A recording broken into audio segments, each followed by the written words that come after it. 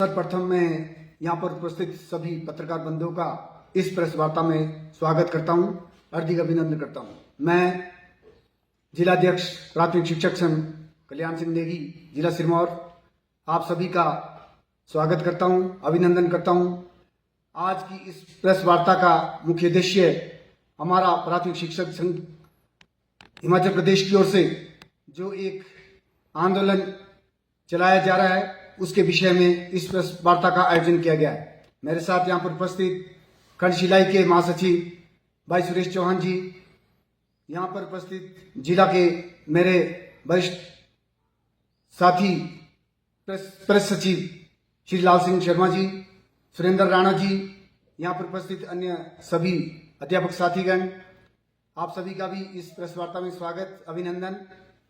साथियों, जैसा कि आप सभी को मालूम है कि सरकार द्वारा प्राथमिक शिक्षक संघ के जो आंदोलन को कुचलने की भरसक प्रयास किए जा रहे हैं, इस विषय में हम सभी लोग सभी जिलों में प्रतिदिन दो जिले प्रेस वार्ता को करेंगे, जिससे हम अपनी आवाज को जन जन तक पहुंचाने की भरसक प्रयत्न करेंगे। मैं आप सभी पत्रकार बंधुओं का स्वागत करता हूं, जिन्होंने आज तक भी हमारी मांग को जन जन तक और सरकार तक पहुंचाने का भरसक प्रयास किया है। साथियों, जैसा कि आप सभी को मालूम है कि हमने पिछले एक साल से सरकार को लगातार अपने जो हमारे मुद्दे हैं उनको लेकर बातचीत की, परंतु सरकार ने हमारी अभी तक एक भी बात को सिरे नहीं चढ़ाया है, जिसके कारण 16 अप्रैल को एचपीपीटीएफ द्वारा हमारे जो सरकार सचिव, माननीय शिक्षा सचिव, माननीय निदेशक महोदय को एक लिखित ज्ञापन भी दिया था, जिसमें क्या गया था कि अगर 26 तक आपने हमारी मांगों पर अमल नहीं किया तो 26 तारीख को शिमला में एक सांकेतिक धरना दिया जाएगा। इस सांकेतिक धरने में हमारे सभी हिमाचल प्रदेश के सभी जिलों से लगभग 6000 शिक्षकों ने भाग भी लिया और सरकार ने आनन फानन में हमारे कुछ साथियों को सस्पेंड कर दिया और 900 शिक्षकों पर केस दर्ज कर दिए। साथियों, आप मीडिया बंधु वहां पर सभी लोग उपस्थित थे।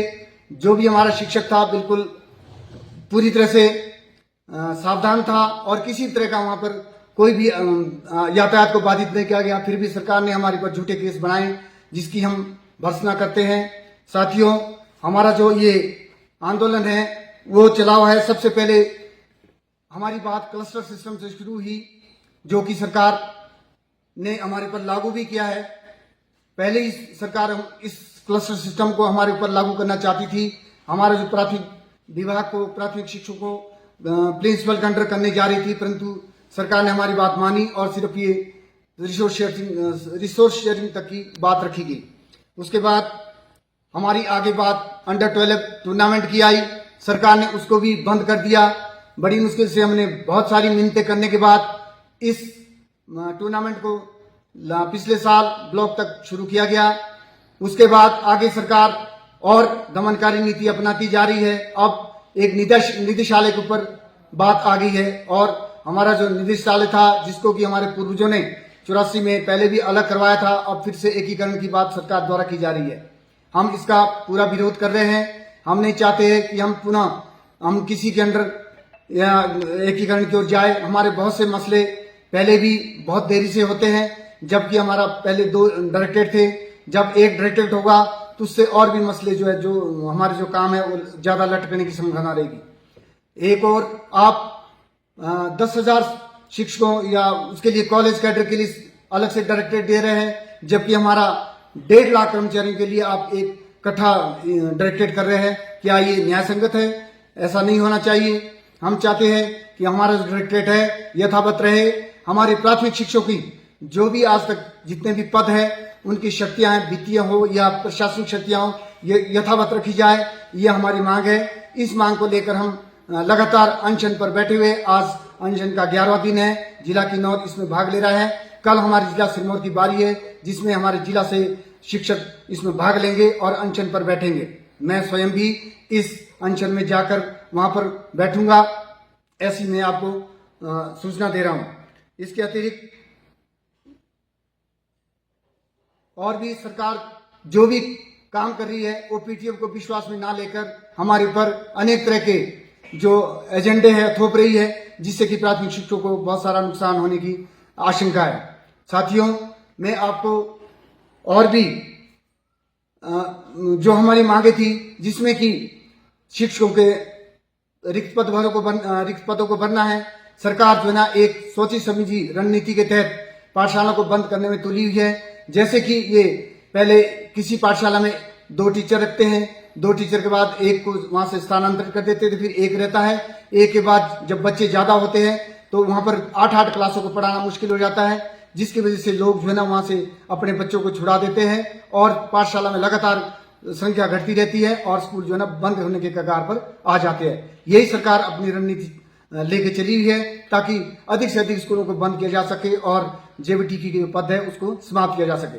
उसके बाद हमारी मांग थी कि भी 7-8 साल से जो हम इनको नर्सरी के बच्चों को पढ़ा रहे हैं उनके लिए एनटीटी का प्रावधान किया जाए, परंतु 7-8 साल बीतने के बाद भी अभी तक, इससे पहले भी सरकार उसने भी नहीं किया, फिर इस वर्तमान सरकार के 2 साल इनके भी पूरे हो चुके हैं, इन्होंने भी अभी तक कोई भी प्रबंध नहीं किया है। हमारा जो जेबीटी शिक्षक है वो लगातार इन बच्चों को पढ़ा रहा है, यहाँ तक कि कई जगह हमारे पीटीएम टीडब्ल्यू के पद भी खाली पड़े हुए हैं। हमारा शिक्षक उन बच्चों को पोटी से लेकर साफ करते हुए उनको लगातार शिक्षा दे रहे हैं। उसके बाद भी माननीय शिक्षा सचिव जी कहते हैं कि हमने कब बोला कि आप इन बच्चों को पढ़ाओ, आप इनको बाहर करो। देखो कितनी बेहूदी बात है। जबकि हम साथियों, उसके अतिरिक्त भी हमारी बहुत सारी मांगे हैं।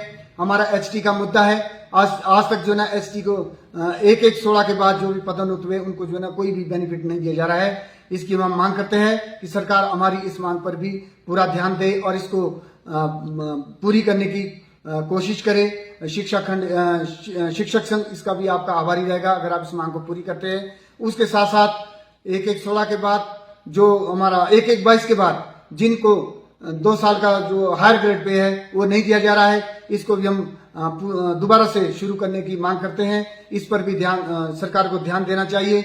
जो भी हमारे मुद्दे हैं, ज्वलंत मुद्दे हैं, इस पर पूरी तरह से सहानुभूति पूर्वक विचार करके हम माननीय शिक्षा मंत्री और माननीय मुख्यमंत्री से निवेदन करते हैं कि आप हमारी मांग को पूरे करने की कोशिश करें। हम आप सभी का आभार करेंगे।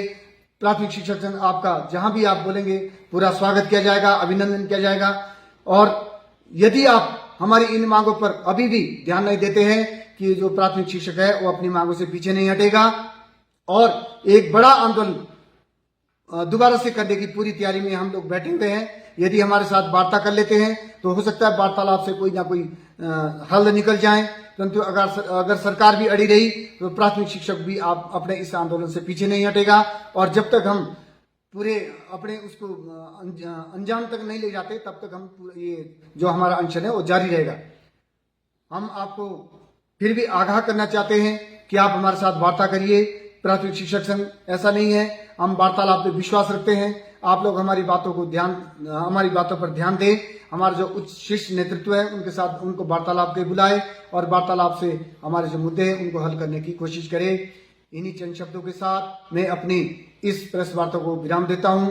मैं आप मीडिया बंधुओं से निवेदन करता हूं कि यदि कोई आपका क्वेश्चन है तो आप मुझसे पूछें। इन्हीं चंद शब्दों के साथ धन्यवाद। जय हिंद, जय प्राथमिक शिक्षक संघ। सर, ये 10-11 दिन हो गए क्रमिक अनशन के, क्या सरकार की तरफ से कोई प्रतिक्रिया या वार्तालाप के लिए बात हुई है? अभी तक सरकार से कोई भी प्रतिक्रिया हमारी वार्तालाप के बुलाने की किसी तरह की बात नहीं हुई है। हालांकि परसों माननीय मुख्यमंत्री जी का एक हमने उसमें देखा था, अखबार में आई थी कि शिक्षा मंत्री को उन्होंने कहा है कि इनके साथ वार्तालाप की जाए और इनके जो मसले हैं इसके ऊपर सहानुभूतिपूर्वक विचार किया जाए। सर, एक प्रश्न और है कि वो कह रहे हैं कि निदेशालय एक होगा, लेकिन एक ऐसी न्यूज भी थी कि भाई प्रमोशन होती रहेगी सीएसटी और बीओ की, तो ये कहाँ तक तर्कसंगत है? हाँ जरूर सर, ये बात है कि अगर जब आपने प्रमोशन करनी है तो हमारे को जो ना जब तक हमारे आप पद जो है ना यथावत ना रखें तब तक इन प्रमोशनों का क्या फायदा है। जब आप हमारे से वित्तीय शक्तियां छीन लेंगे, प्रशासनिक शक्तियां किसी और को दे देंगे, तो ऐसी प्रमोशन से क्या फायदा है। ये भी सिर्फ लॉलीपॉप होगा। कुछ ही दिनों बाद जो ना आप इनको भी बंद कर देंगे और बोलेंगे आप इसका काम करो, जो आपका काम है पढ़ाने का, आपके ऊपर कोई होनी है, आप इससे निकल जाइए। आप भविष्य में जो ना आपकी पदोन्नतियां हमारी पूरी तरह बंद कर दी जाएगी, जिसकी हमारे को आशंका है। इसीलिए हम चाहते हैं कि हमारा जो डायरेक्टरेट है अलग से रखे। फिर भी अगर सरकार चाहती है कि डायरेक्टरेट हमने एक करना है, तो हमारे को फिर भी ऐतराज नहीं है, परंतु हमारी जो शक्तियां हैं या हमारे जो मांग है उसके ऊपर ध्यान दिया जाए। हमारी पदोन्नतियां नहीं रुकनी चाहिए। बाकी आप डायरेक्टरेट एक करते तब भी हमें कोई ऐतराज नहीं है। सर आगामी रणनीति क्या रहेगी सर, अगर सरकार वार्तालाप के लिए भी नहीं बुलाती है तो?